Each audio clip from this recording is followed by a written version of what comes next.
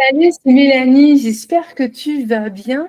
Bienvenue dans ce programme de 5 jours qui s'appelle Renaissance. Bienvenue à toi, tu comprendras très vite pourquoi il s'appelle Renaissance, parce que ce sera une vraie deuxième naissance. Alors, on va rentrer dans le vif du sujet. Je vais d'ailleurs mettre mon chronomètre. Hop, voilà, pour tenir 20 minutes.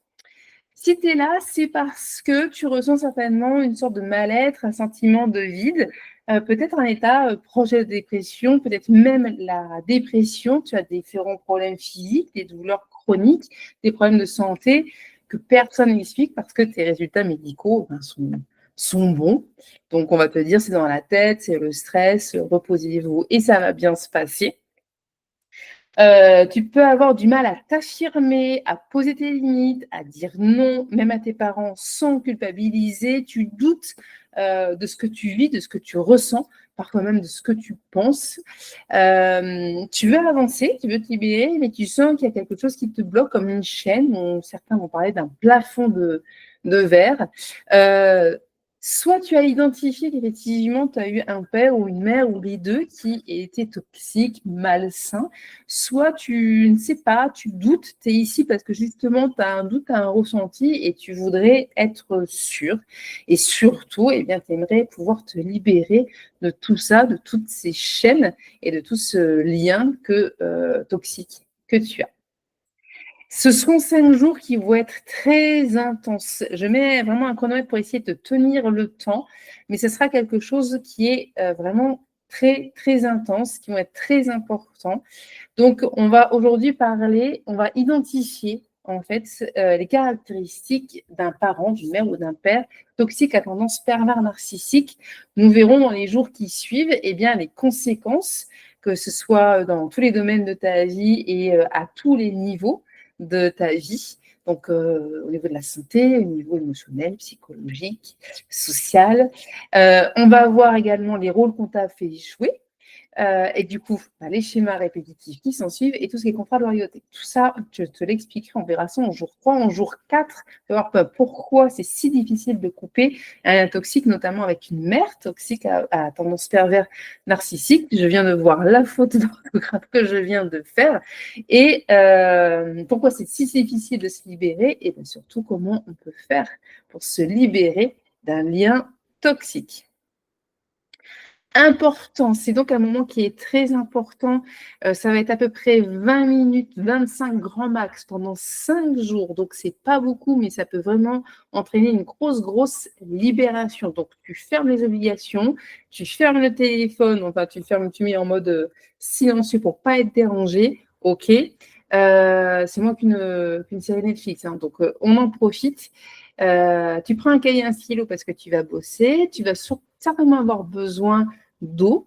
Je t'expliquerai pourquoi sûrement plus tard. Tu vas à ton rythme, ok, si tu as besoin de faire pause. Et là, tu fais pause pour faire des exercices, ok, mais surtout, tu restes dans cette dynamique quotidienne de 5 jours parce que c'est fait pour qu'il y ait une belle libération et des belles révélations qui se fassent. Ok, on va être très orienté pratique, néanmoins, il y a surtout aujourd'hui des connaissances théoriques à avoir pour comprendre, justement, identifier, comprendre. Donc là, on va travailler avec le mental.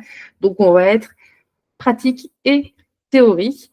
Et puis, ce que tu vas découvrir dans les 5 jours te feront peut-être une claque. Ça pourra peut-être être douloureux, inconfortable, désagréable sur le coup, mais je peux t'assurer qu'à la fin, c'est hyper libérateur. Ok? Allez, c'est parti, on y va. On rentre dans le vif du sujet. Bienvenue dans ce jour 1 de ta renaissance. Je vais aller très, très, très brièvement sur ma présentation parce qu'on n'est pas là pour parler de moi, mais c'est juste pour que tu dises, mais c'est qui celle-là qui me parle et que je vais suivre pendant 5 jours. Donc, je suis maman, je suis épouse de 47 ans, je vis à Phuket en Thaïlande depuis 2022. J'étais dépressive, hein, tu vois sur la photo avant, après et en plus, sachant qu'avant, vraiment, j'avais été maquillée, j'avais eu beaucoup, d'anti-cernes et j'ai eu différentes vies, professionnelles et qui m'ont amenée aujourd'hui à faire le plus beau métier, du monde. J'ai déjà accompagné plus de 300 personnes à se libérer des blocages émotionnels, des blessures héritées, voire même de la dépression et j'insiste toujours, le but est de ne pas le transmettre à nos enfants. Voilà. Pour parler de mon expertise et mon unicité, parce qu'on est tous uniques, je ne vais pas rentrer pareil dans les diplômes, les formations que j'ai faites.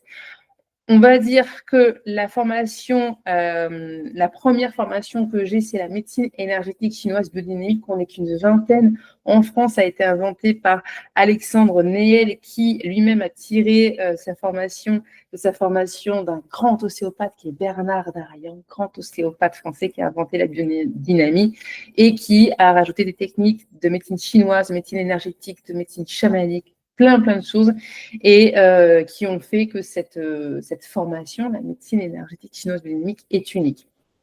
Également diplômée d'hypnose ericksonienne, d'hypnose quantique et de thérapie spirituelle KD, formée par Linda Pereira. Voilà.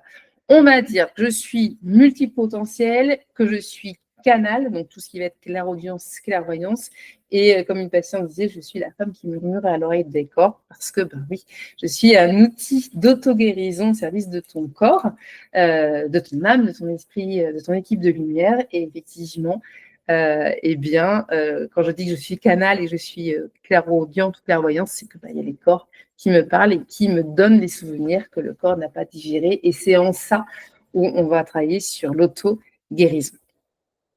Allez, c'est parti. Donc, est-ce que ta mère n'a pas été que aimante? Et oui. Avant de commencer, c'est très important.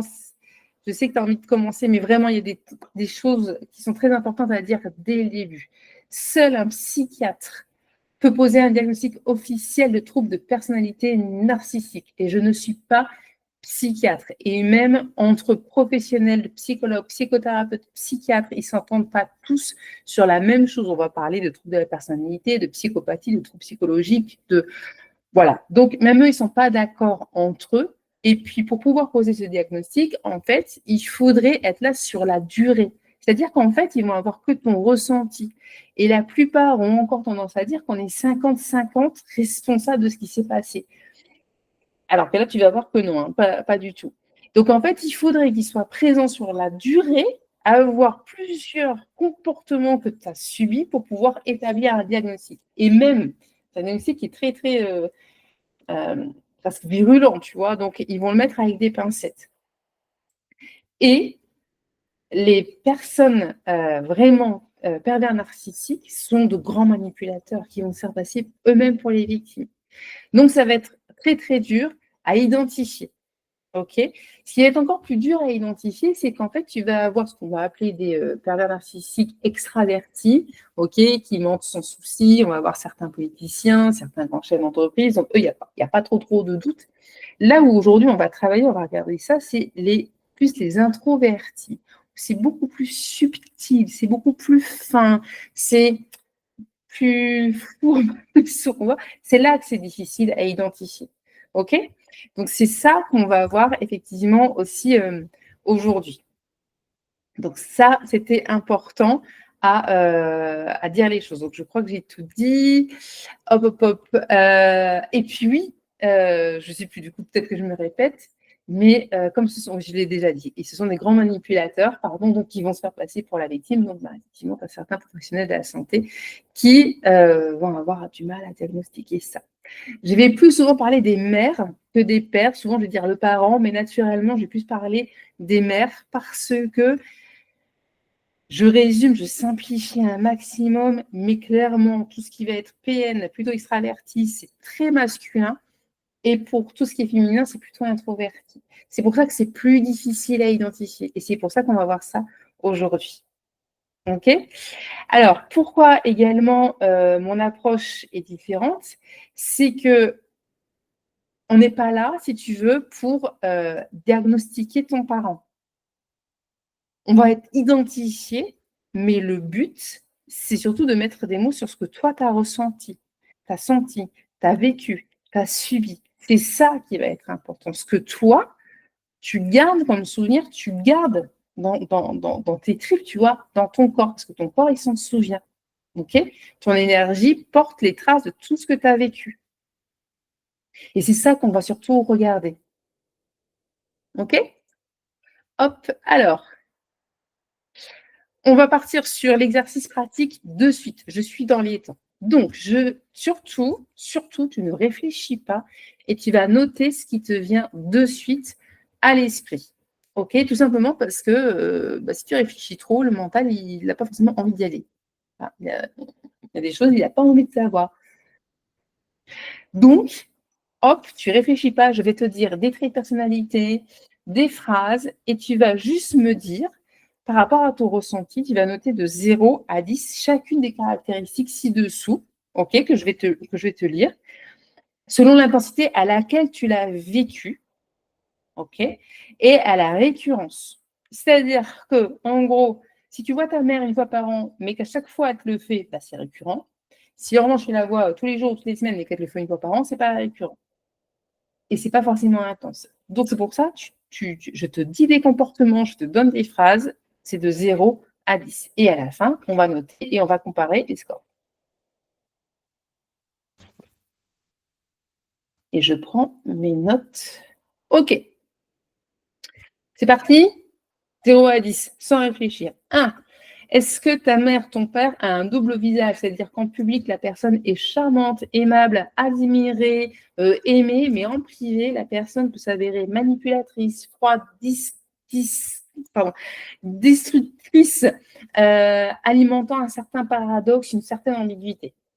Quand même, tu le sens, il y a un double visage. 2. Manipulation émotionnelle constante, c'est-à-dire que toutes les émotions sont retournées contre toi pour te faire culpabiliser, pour détourner tes mots, pour minimiser ta souffrance. Par exemple, ça fait 1 an que tu me dis ça, ça fait 1 an que je te rends malheureuse. C'est détourné, tu vois, OK? Et elle minimise ta souffrance. Et elle va retourner les situations pour reprendre le dessus émotionnel. Donc c'est souvent par rapport à un contexte, c'est-à-dire que quand tu mets une limite, tu vois, une plainte ou une émotion, avec tout ce que j'ai fait pour toi, tu es trop sensible, tu déformes tout, tu n'es qu'une ingrate. Le contexte est super important, OK? Quand tu mets une limite, quand tu oses dire non, quand tu exprimes une émotion. Important parce que le point d'après est proche. 3. Victimisation et inversion des rôles. Elle est la victime de ce que tu dis. C'est-à-dire que quand tu dis ce que tu ressens, c'est tourné en reproche. Quand tu dis: «Ben oui, franchement, là, moi, j'étais pas bien quand tu m'as dit ça et cetera. Oh, mais comment tu peux me dire ça? Tu sais tout ce que j'ai fait pour toi, ce que j'ai sacrifié pour toi?» Le but, en fait, c'est de se faire plaindre. Vraiment, je répète, que tu dis quelque chose, donc finalement, c'est toi la victime. Elle retourne, c'est elle la victime et c'est toi la méchante. Pour se faire plaindre, hein, pour que ce soit elle la plus malheureuse. Et du coup, ça va presque se sentir coupable d'exister ou de dire les choses. OK? Le but, c'est vraiment d'attirer la pitié. Donc je répète, je me suis toujours sacrifiée pour toi, j'ai tout abandonné, j'ai abandonné ma carrière pour toi, j'ai déménagé pour toi. Souvent.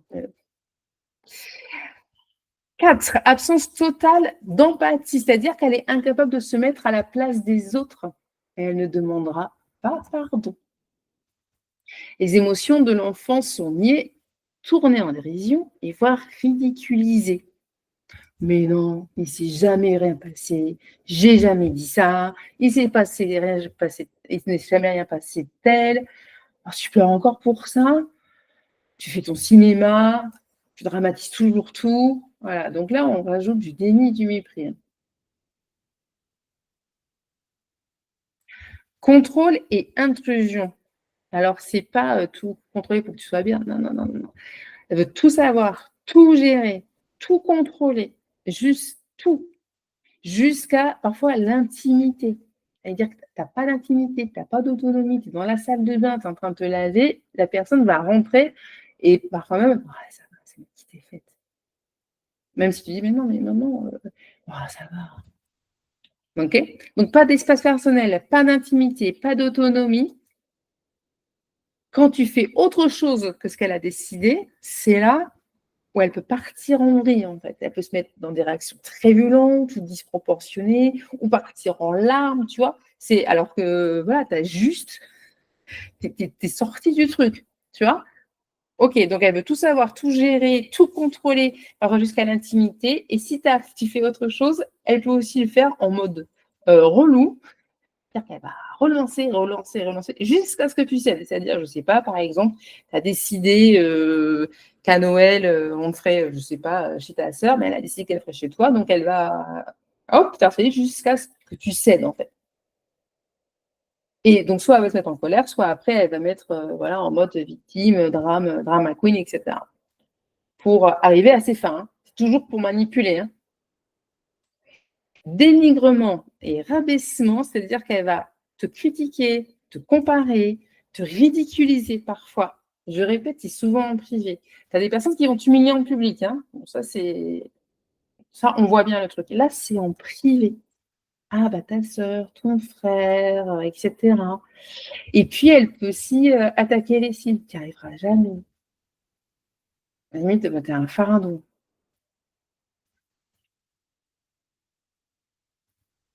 Ça, c'était la 6. 7, relation de dépendance toxique. Il y a un lien d'emprise, en fait. Il y a un lien d'emprise. L'enfant va être soit admiré, soit rejeté. Alors, comme ça, en 5 minutes, tu n'as pas compris. Ah, vraiment, ah, c'est bien les notes que tu as eues au bac, mais bon, tu as eu de la chance. Voilà. Elle va empêcher l'autonomie. Il faut que le petit reste son petit. Donc, bah, tu ne vas pas m'abandonner, toi, hein. Ah non, tu seras toujours mon bébé, mon petit, ma fifi. Tu crois vraiment que tu peux te débrouiller tout seul? Oh, je suis pas sûre, hein. Tu pas prêt, hein. Non, reste à la maison encore un peu. Voilà. Alors on a aussi, je suis, le seul ou la seule qui t'a vraiment aimé, qui t'aimera vraiment.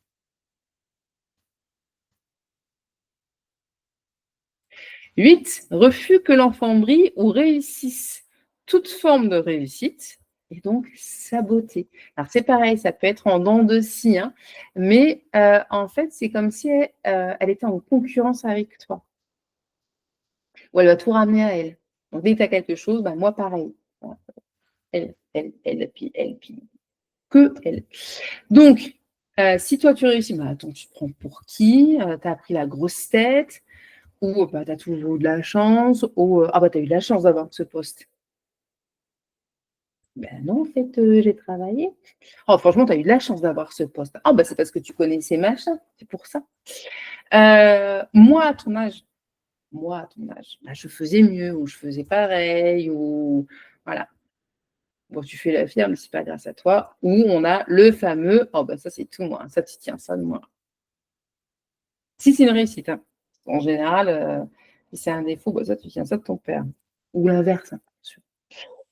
9, absence de reconnaissance ou d'amour inconditionnel slash chantage affectif. C'est-à-dire qu'en fait, son amour est conditionné à l'obéissance et à la loyauté. Donc en fait, l'enfant doit se conformer pour être aimé. C'est là où sort la fameuse phrase: «Sors d'ici, ne reviens jamais». Voilà. Si tu fais ça, ne compte plus sur moi, tant que tu es sur mon toit, tu feras ce que je te dis. Tu crois vraiment qu'il y a quelqu'un qui t'aimera comme ça? Ah ça, c'est voilà. Moi, j'ai pas élevé une fille comme toi et nous avons la palme d'or à «Tu me déçois». Je continue, hein, de compter de 0 à 10 et la 10, elle nie les faits ou réécrit l'histoire. C'est-à-dire que si on l'affronte, si on essaie de l'expliquer par A plus B, elle niera, elle rira, elle, s'énervera, elle l'humiliera, elle fera passer l'autre pour fou. Elle fait vraiment du détournement de la réalité. «J'ai jamais dit ça, tu as tout inventé, mais n'importe quoi, tu as rêvé, tu déformes tout, tu es parano, tu te fais des films, tu as toujours une émotion débordante». tout le truc qui te fait douter, mais non, bien sûr que non. Et en fait, la personne, elle y croit tellement que tu dis, bah, c'est moi qui. Voilà, je te laisse calculer. Pendant que tu calcules, donc je réexplique que des fois, on n'a pas tous les traits à la fois, hein, je me dépêche, mais il suffit qu'on en ait suffisamment et de manière récurrente pour que ça fasse ça. Donc, on va aller voir, du coup, les scores. Hop, voilà, la slide d'après. Donc, si tu as entre 0 et 20, tu n'as sans doute pas grandi avec ce qu'on appelle un parent toxique à tendance pervers narcissique. Peut-être qu'il y a eu des maladresses, des tensions, une relation difficile, mais on n'est pas dans un schéma, si tu veux, d'emprise. OK? Mais si tu ressens un mal-être, OK, si tu ressens quelque chose, c'est qu'il peut y avoir d'autres choses, hein, d'autres causes, des deuils, des traumas, des transmissions émotionnelles, transgénérationnelles, etc. Donc ça, effectivement, c'est à travailler également. Tu peux me contacter pour avoir d'autres informations. Donc, il peut y avoir quelque chose que tu portes.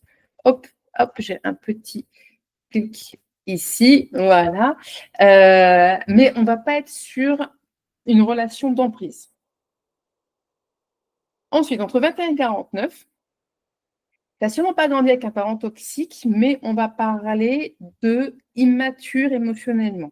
Voilà, ce qui n'est pas facile, hein, ce qui n'est pas pratique. Quand en fait ton parent gère les émotions comme un enfant de 7 ans, c'est pas super pratique. Et du coup, ça va te laisser des attitudes et des comportements, des traces qui vont rester vraiment ancrées en toi. Donc ça, c'est à observer. Il y a une emprise potentielle, ok. Peut-être que, parce qu'il y a d'autres traits, hein, peut-être que ce ne sont pas ceux-là, c'en est d'autres qui sont encore plus subtils, ok. Donc, continue le programme sur 5 jours pour avoir un peu plus de recul, tu vois, sur ce que tu vis, avoir un peu plus d'informations. En tout cas, voilà, il y a quelque chose à vérifier quand même. Entre 50 et 79, c'est là où ça va être révélateur. C'est-à-dire que quand tu as plus, c'est presque une évidence. Mais quand tu as entre 50 et 79, c'est là où, en général, tu te prends une claque parce qu'en fait, là, tu as des signes qui sont très nombreux, très évocateurs et que tu es certainement, effectivement, resté sous une emprise émotionnelle pendant des années. Pendant une grosse partie de ta vie et même encore aujourd'hui, sans que tu t'en rendes compte, parce que je répète, c'est très, très fin. Là, je t'ai fait des caricatures, bien sûr. Mais ça a dû résonner en toi. De toute façon, si tu as ce score-là, c'est que ça résonne bien sûr en toi. OK? Donc, c'est important que tu te dises que ce que tu as vécu n'est pas normal. Tu n'es pas fou, tu n'es pas folle. Ce que tu sentais, et ben là, tu l'as identifié. Et ben, les 5 jours, là, vont t'aider, enfin les 4 autres jours vont t'aider à apporter de la lumière, à te réapproprier tes ressentis, à ne plus douter de toi, de ce que tu ressens, de ce que tu penses, et donc commencer un vrai processus de libération. Et si tu as plus de 80, entre 80 et 100, bon, bah là, je crois que ta mère, ton père coche tout. Donc, ça ressemble vraiment à une relation toxique, à tendance pervers narcissique, ce qui veut dire que tu as effectivement beaucoup d'empreintes encore aujourd'hui, beaucoup de blessures. Et maintenant, tu n'es pas fou, pareil, hein, tu n'as pas exagéré. Ce que tu ressens, c'est vraiment légitime. Et là, aujourd'hui, on verra du coup les clés pour s'en libérer. Je me dépêche. Je passe là-dessus. C'est des traits qui sont un peu plus subtils. Je te laisse les regarder. Je ne vais pas en parler aujourd'hui. Si tu veux aller plus loin, on verra le jour 5 pour aller un peu plus loin si tu veux ça. Mais effectivement, c'est comme les ascendants par rapport au signe astrologique. Tu vois, c'est des petites touches, des petites épices qui sont rajoutées sur les traits principaux. Il y en a 13 autres secondaires. Donc, il y en a quand même quelques-uns.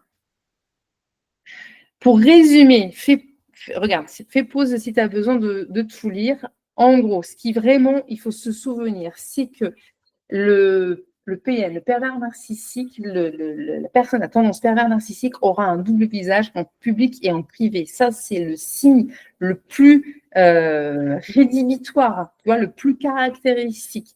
S'il y aura un rôle, forcément un rôle que la personne va jouer et rejouer pour attirer l'admiration, l'amour, la consolation. Et va inverser les rôles pour que ce soit toujours elle la victime pour avoir de la consolation et de l'admiration. Ce qui fait que l'autre sera un bourreau. Et le pervers narcissique qui va pousser l'autre dans ses retranchements pour rejeter, pour pousser l'autre à rejeter, pour vivre le rejet, pour dire, tu vois, je te l'avais dit. OK? C'est un processus, c'est un scénario, hein. C'est voilà, et la personne, elle est dans sa matrice à elle, elle est dans sa vie, dans son monde, dans son scénario. OK?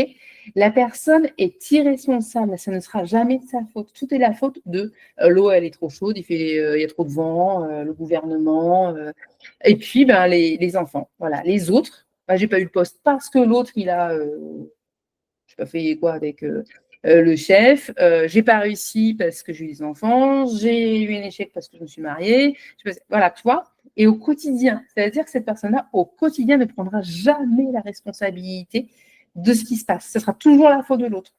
Ah ben, j'ai pas fait ça parce que je t'ai écouté. OK? Toujours la faute de l'autre.